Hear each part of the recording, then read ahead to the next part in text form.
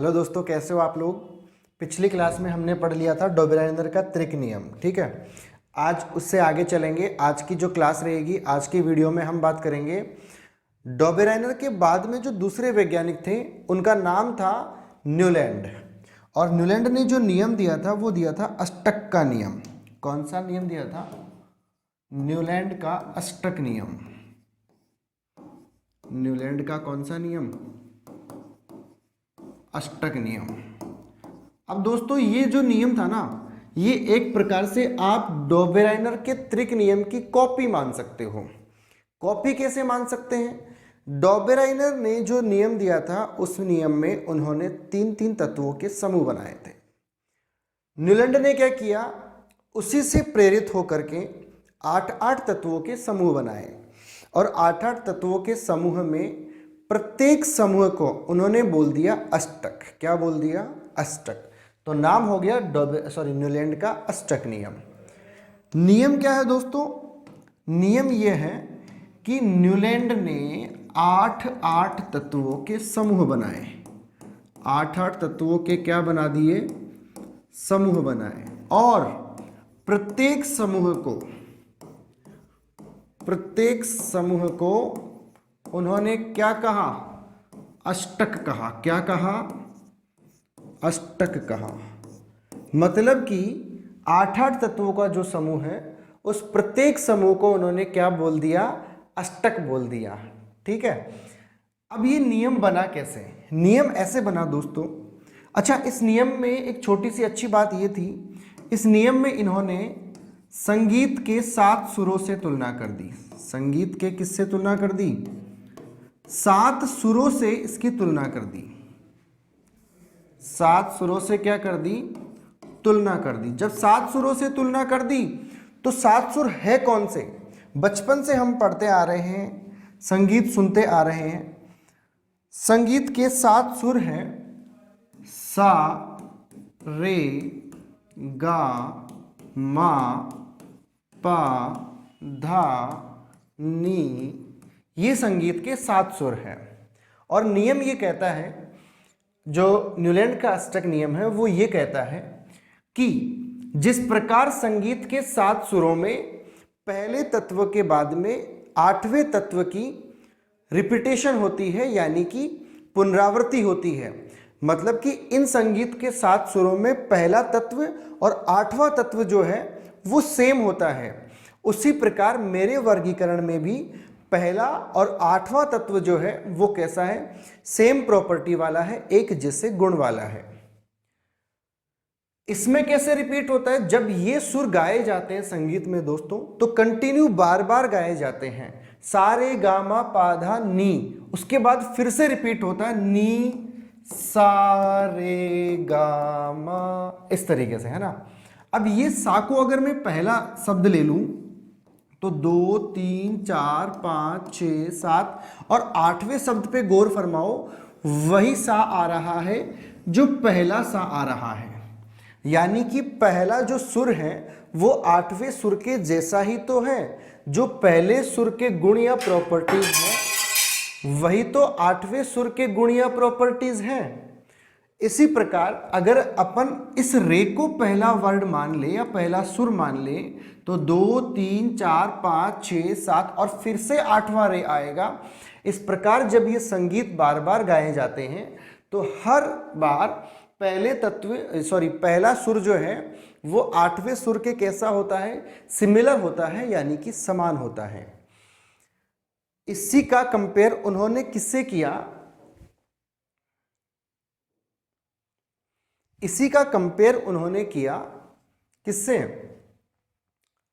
ये जो तत्व हैं उनके वर्गीकरण में। उन्होंने कहा कि मेरी जो टेबल है, हालांकि दोस्तों टेबल को पढ़ना ज़रूरी नहीं है, क्योंकि ना तो वो टेबल कहीं आपके काम आएगी, ना वो टेबल वर्तमान में कहीं प्रचलित है। प्रचलित क्यों नहीं है? क्योंकि इनके बाद बहुत सारे नए लोग आए।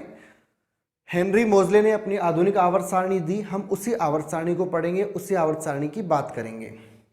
तो इस प्रकार से ये न्यूलैंड का अष्टक नियम है। अब ये जो अष्टक नियम है इसमें कुछ कमियां हैं। कुछ क्या है? कमियां हैं। कमियां क्या है इसकी जो पहली कमी की बात करें, कमी नंबर 1, यह जो नियम है, यह नियम केवल हल्के तत्वों पर, हल्के तत्व कौन से होते हैं? जिनका परमाणु द्रव्यमान कम होता है, तत्वों पर ही लागू हुआ। या हम ऐसे कह सकते हैं कैल्शियम तक ही लागू हुआ।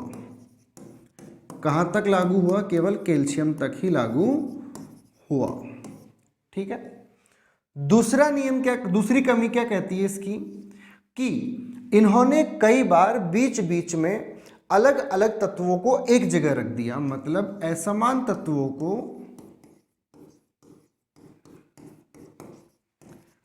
एक साथ रख दिया। यानी कि जिन तत्वों की प्रॉपर्टीज सेम नहीं थी, जिनके गुण सेम नहीं थे, उनको भी एक साथ रख दिया।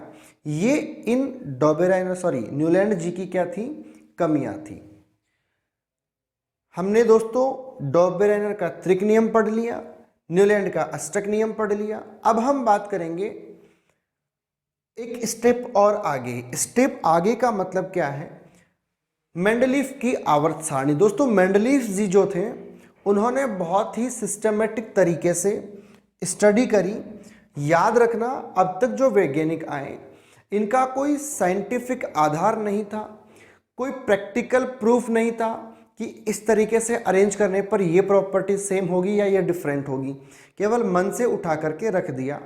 सिंपल लैंग्वेज में कहे तो एग्जाम में तुक्का मारने वाले काम इन्होंने कर दिए। लेकिन जब अगले साइंटिस्ट, जिनको बोलते हैं क्या? मेंडलीफ, तो मेंडलीफ जी जो आए, उन्होंने अपनी सारणी को थोड़ा सा प्रैक्टिकली प्रूव किया।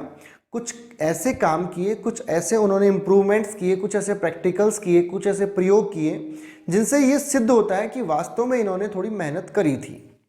अब हम बात करते हैं मेंडलीफ की आवर्त सारणी की।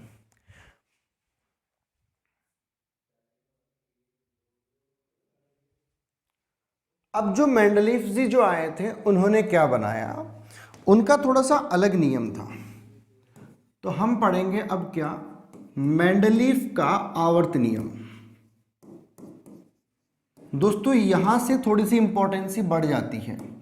किस चीज की इंपॉर्टेंसी बढ़ जाती है? कि ये जो नियम बन रहे हैं, इनमें धीरे धीरे प्रैक्टिकल चीजें आनी चालू हो गई। मेंडलीफ जी जो थे, इन्होंने बहुत बड़ा, हालांकि योगदान तो सभी लोगों ने दिया था, लेकिन मेंडलीफ जी ने क्या किया था? अपनी आवर्त सारणी को इम्प्रूव करने के लिए, अपने क्लासिफिकेशन को इम्प्रूव करने के लिए थोड़ा सा प्रैक्टिकल, थोड़े से प्रयोग किए। तो पहले मैं बताता हूं कि इनके नियम क्या था, इन्होंने क्या नियम दिया, फिर पढ़ते हैं कि इन्होंने किस प्रकार से स्टडी करी थी। नियम ये था, ये नियम भी दोस्तों आपको याद रखना है, तत्वों के गुणधर्म, तत्वों के क्या गुणधर्म, चाहे तो वो भौतिक हो चाहे तो वो रासायनिक हो, तत्वों के गुणधर्म उनके परमाणु द्रव्यमान के, ये बहुत इंपॉर्टेंट वर्ड है, ध्यान रखना, यही कंफ्यूज होते हो आप लोग। परमाणु द्रव्यमान के आवर्ती फलन होते हैं। क्या होते हैं? आवर्ती फलन होते हैं। तत्वों के गुणधर्म उनके परमाणु द्रव्यमान के क्या होते हैं? आवर्ती फलन होते हैं। यानी कि the properties, I mean the physical and chemical properties of the elements are periodic function of their atomic masses. ये फलन का क्या मतलब हुआ? आवर्ती फलन का क्या मतलब हुआ? और ये द्रव्यमान को मैंने हाईलाइट क्यों किया? क्योंकि जो आधुनिक आवर्त सारणी पढ़ेंगे हम, हेनरी मोज़ले जी वाली, उसमें सेम लाइन सिमिलर ऐसे के ऐसे ही सेंटेंस आएगा, लेकिन द्रव्यमान की जगह वहां पे क्रमांक आ जाएगा, परमाणु क्रमांक आ जाएगा वहां पे। ठीक है, सेम चीज है। इन्होंने क्या किया, मेंडलीफ ने क्या किया दोस्तों, इनकी केस स्टडी में आपको दो बातें ध्यान रखनी है। पहली बात, इन्होंने अपने प्रयोग में तत्वों के एक तो लिए ऑक्साइड और दूसरे कौन लिए? हाइड्राइडो का प्रयोग किया, हाइड्राइडो का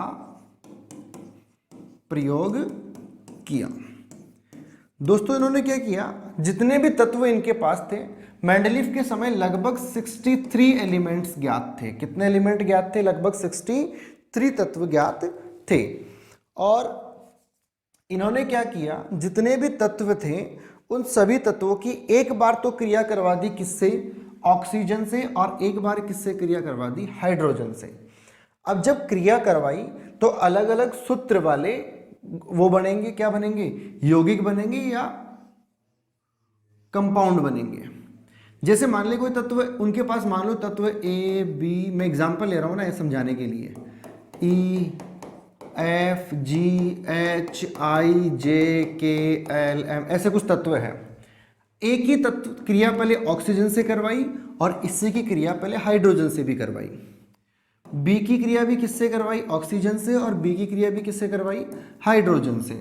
सी की क्रिया भी किससे करवाई? ऑक्सीजन से और हाइड्रोजन से। ऐसे ही डी की भी किससे क्रिया करवाई? ऑक्सीजन से और हाइड्रोजन से। ऐसे ही ई की भी क्रिया किससे करवाई? ऑक्सीजन से और हाइड्रोजन से। एफ की क्रिया भी किससे करवाई? ऑक्सीजन से और किससे? हाइड्रोजन से। अब जब क्रिया करवा दी तो मान लो यहाँ पे AO2 बन गया, यहाँ पे BO2 बन गया, यहाँ CO बन गया, यहाँ DO2 बन गया, यहाँ EO बन गया, यहाँ F2O बन गया। ठीक है, यहाँ मान लो AO2 बन गया, सॉरी AH2 बनेगा ना, AH2 या AH मान लो, है ना।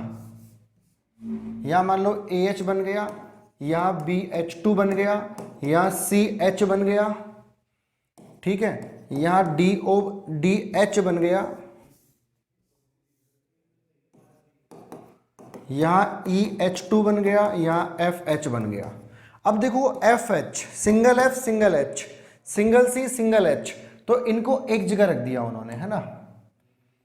ये जो है ना FH, ये CH, यानी कि XH वालों को एक जगह रख दिया। इधर देखो सेम कौन कौन से, EO और CO, तो इन दोनों को एक जगह रख दिया। तो इस तरीके से जो टेबल बनी उसमें उन्होंने क्या किया, XH और मान लो XO2 वालों को एक जगह रखा। तो XH वाले कौन से हैं? C है, और एक कौन है? F है। और XO2 वाले कौन से हैं? एक तो F है, एक D है, और एक, सॉरी XO2 वाले ना, तो XO2 वाले कौन कौन से हैं? D है और B है और A है। तो A B और O, A B और O, इसको एक ग्रुप में रख दिया। इस प्रकार से उन्होंने क्या किया, अपना क्लासिफिकेशन किया, किसके बेस पर? उनके ऑक्साइड और उनके कौन? हाइड्राइडो के आधार पर वर्गीकरण किया। अब जब वर्गीकरण कर दिया, उन्होंने नियम भी दे दिया कि मैंने जब तत्वों को उनके ऑक्साइड और हाइड्राइडो के आधार पर व्यवस्थित किया तो मैंने क्या देखा? मैंने देखा कि तत्वों के गुणधर्म उनके परमाणु द्रव्यमान के क्या होते हैं? आवर्ती फलन होते हैं। अब जब ये नियम दे दिया तो नियम में कुछ उपलब्धियां थी। अब जब मैंने ये बताया कि इस प्रकार से अरेंज कर दिया उन्होंने, कि मान लो ये अरेंजमेंट किया उन्होंने, यहाँ कोई तत्व आ गया, अब यहाँ कोई तत्व मान लो मिला ही नहीं उनको, खाली रह गई, तो उन्होंने क्या किया, इस तत्व का नाम, मान लो यहाँ बोरोन आ रहा है, तो इस बोरोन के नाम में लगा दिया एका, इसका नाम दे दिया एका बोरोन। क्या नाम दे दिया इसका? एका बोरोन, इसका नाम दे दिया इन्होंने। तो नियम की जो उपलब्धियां हैं, या मैं कहूँ मॉज़ले जी की जो उपलब्धियां हैं, उनमें उपलब्धि नंबर 1, थोड़ा सा मैं जल्दी करूंगा दोस्तों, थोड़ी सी मुझे भी जल्दी है आज। उपलब्धि नंबर 1 क्या है कि उन्होंने रिक्त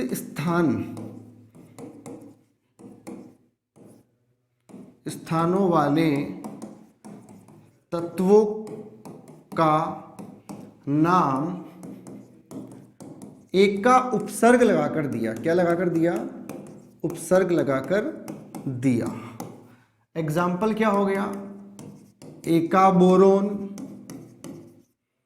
एका एल्यूमिनियम, ठीक है। इस प्रकार से उन्होंने पहली उपलब्धि पाली कि मेरे को ये, अच्छा इसके लिए क्या बोला कि मेरे को वर्तमान में मेरी कंडीशन में इस स्थान पर कोई तत्व नहीं मिला है, लेकिन कंडीशन क्या थी कि भविष्य में कोई तत्व खोज लिया जाएगा और उस तत्व का नाम मैं देता हूं, यानी कि मेंडलीफ देते हैं। और नाम क्या दे दिया, उससे पहले आने वाले तत्व में क्या लगा दिया, एका। ठीक है, ये उनकी पहली उपलब्धि थी। दूसरी उपलब्धि की अगर बात करें हम, तो दूसरी उपलब्धि ये थी, बस यही बोल सकते, वैसे तो यार। अच्छा, उन्होंने क्या कहा था कि कुछ तत्वों को मैंने उल्टा सीधा रखा है, यानी कि कम परमाणु द्रव्यमान वाला नियम के हिसाब से बाद में आना चाहिए, लेकिन मैंने पहले रखा है। उसका कारण क्या है कि तत्वों के गुणधर्म मिल जाए, मैंने इसलिए उनको अलग रख दिया। अब बात करते हैं मेंडलीफ की आवर्त सारणी की कमियां क्या थी।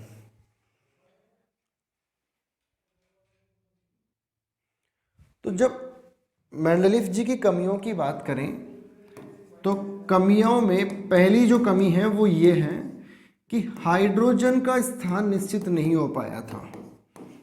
हाइड्रोजन का स्थान निश्चित नहीं हुआ। हालांकि ये कमी अब तक भी बनी हुई है, आधुनिक आवर्त सारणी के अंदर भी ये कमी एज इट इज ऐसे की ऐसे ही मौजूद है। दूसरी कमी क्या थी, उन्होंने असमान तत्वों को, असमान तत्व यानी कि धातु और अधातुओं को, है ना, एक साथ रख दिया। कैसे रख दिया, एक साथ रख दिया। ये किसकी कमियां थी दोस्तों, मेंडलीफ की आवर्त सारणी की कमियां थी। यहां तक की जो बातें करी दोस्तों अपन ने, ये बिल्कुल बेसिक लेवल की चीजें थी। अगली क्लास में जो बात करेंगे हम, वो बहुत ही इंपॉर्टेंट होगी। हालांकि इंपॉर्टेंट तो ये सब कुछ भी है, लेकिन क्योंकि ये वर्तमान में प्रचलित नहीं है, यहाँ से क्वेश्चन कम बनते हैं। लेकिन अब जो हम बात करेंगे आधुनिक आवर्त सारणी की, जो किसने दी थी, हेनरी मोज़ले जी ने। कितने तत्व थे, लगभग 118 तत्व मौजूद थे। 92 तत्व जो थे वो नेचुरल थे, बाकी तब सब तत्व सिंथेटिक थे। कितनी गैसें थी, कितने धातु है, कितनी अधातुएं हैं, कौन से तत्व खोजे गए हैं, कौन से नहीं खोजे गए हैं, उनके गुणधर्म क्या है, त्रिज्या क्या होती है, और जो भी प्रॉपर्टीज़ हैं, वो सब कुछ हम पढ़ेंगे किसमें, अगली क्लास में। तब तक के लिए गुड बाय दोस्तों, टेक केयर। चीज़ों को रिवाइज करते रहिए, पढ़ते रहिए और आगे बढ़ते रहिए। जय हिंद दोस्तों, मिलेंगे फिर जल्दी ही अगली क्लास में। Thank you for watching our video, और उम्मीद है लाइक करेंगे वीडियो को और चैनल को सब्सक्राइब जरूर करेंगे और शेयर भी करेंगे अपने दोस्तों के साथ। गुड बाय दोस्तों।